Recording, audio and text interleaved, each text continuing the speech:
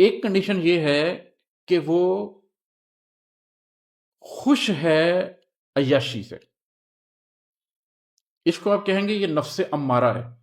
نفس امارہ کیا ہے؟ یہ آپ کو بدی پر ابھارنے والا نفس ہے. شاہ ولی اللہ اس کو حیوانیت بھی کہتے ہیں. اگر آپ اپنی سادہ زندگی میں لے لیں کہ آپ کا دل کرتا ہے کہ میں کھاؤں پیوں، جس کو قرآن کہتا ہے کہ یہ تو کافر تو جانوروں کی طرح کھا پی رہے ہیں.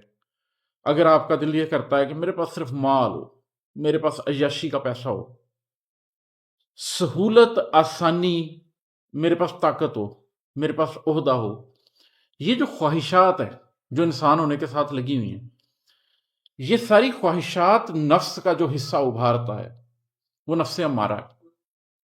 وہ آپ کو خوش رکھتا ہے اس پر. نفس لوامہ ہے ریپینٹنگ سول. آپ کو بیٹھ کے کبھی خیال آتا ہے کہ میں کتنا گناہ گار ہوں،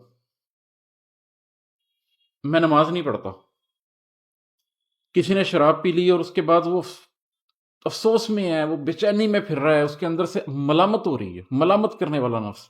وہ جو اس کے اندر سے یہ احساس پیدا ہو رہا ہے ریپینٹنس کا، وہ نفس لوامہ ہے. اور نفس مطمئنہ ہوا ہے جو مطمئن ہو چکا ہے. وہ اب اللہ کے ساتھ اللہ کی رضا میں ایسے ہو چکا ہے کہ وہ اللہ سے راضی ہے، اللہ اس سے راضی ہے. جس پہ قرآن میں یہ آیت بھی ہے کہ جب ان کی موت کا وقت آتا ہے، ٹھیک ہے، تو انہیں کہا جاتا ہے کہ آئے نفس مطمئنہ، تو رب سے راضی اور رب تجھ سے راضی. تو یہ تین بنیادی طور پہ نفس کی ٹائپس ہیں.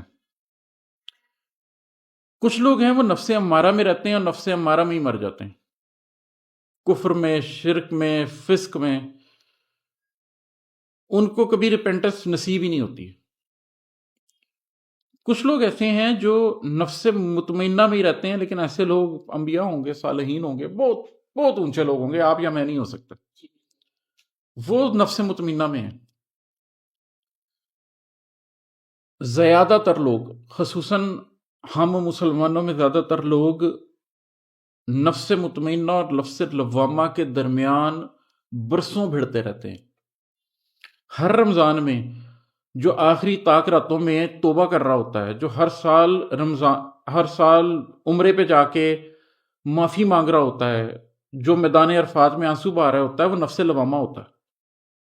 آپ کا وہی والا نفس ہو رہا ہوتا ہے جو یہ ساری معافی مانگ رہا ہوتا ہے. پھر واپس آتے ہیں تو زندگی کے کھیل تماشے میں مصروف ہو جاتے ہیں، نفس امارہ کھینچ لیتا ہے. بہت زندگی نفس امارہ اور نفس لوامہ کے درمیان آگے پیچھے، کوئی مہینوں کی بیس پہ، کوئی ہفتوں کی بیس پہ، کوئی دنوں، کوئی گھنٹوں کی بیس پہ